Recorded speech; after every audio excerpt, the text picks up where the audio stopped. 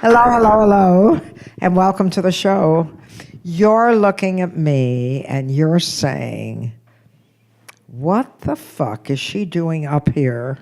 Why isn't she at the home playing bingo? Yeah, and the reason is that when I was 71, I started stand-up comedy because I didn't want to peak too soon. That was 12 years ago. And I told a joke, and everyone loved me. And I thought, oh my God, I didn't have to cook them dinner. I didn't have to change the sheets. I'm going to do this again. So this is a show about what happened to lead up to my being a comedian and what happened after. But because I am 82 years old, that's a lot to pack into an hour, so you're only going to get the gory highlights. I was born in 1933.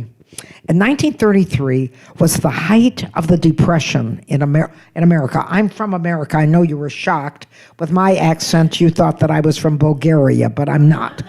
From America. So many of these stories are going to be about the American way of thinking, which might be sort of foreign to you as well it should be. But anyway, I was born in 1933, and that was the height of the Depression. Nobody had any money. Nobody.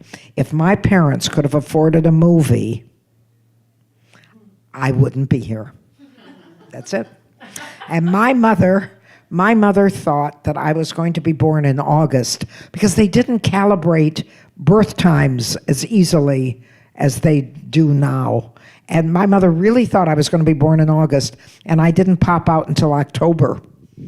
So when she got angry at me, which was all the time, she would say, "You were always slow, right from the beginning." And she was right. I was slow. I didn't get any teeth until I was 2 years old, but I've kept them all.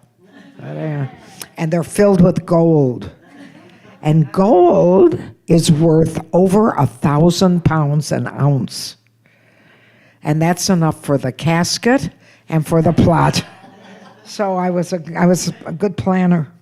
I also didn't walk until I was 3. My mother thought I would never stand up. I didn't walk.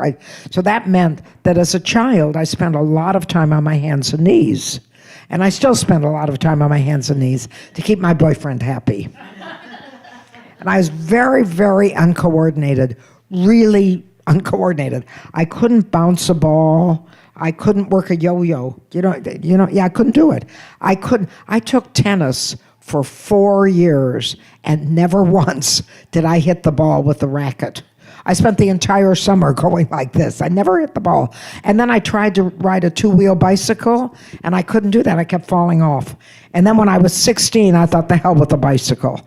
I'm going to figure out what's going on with the birds and bees. And I wasn't very good at that either. I was so bad that whenever I had sex, I had to keep the light on so I could follow the directions. Really terrible. So flash ahead 50 years, okay? I'm going out with a hot Sicilian. And he was talking about sex because that's what hot Sicilians do. And he said to me, you never forget. It's just like riding a bicycle. So I cooked him dinner. That worked. But when I look at the world, and it's really amazing to me because change is so gradual that you don't realize how huge the change is until you look back. And in the 30s, we didn't believe in psychiatrists.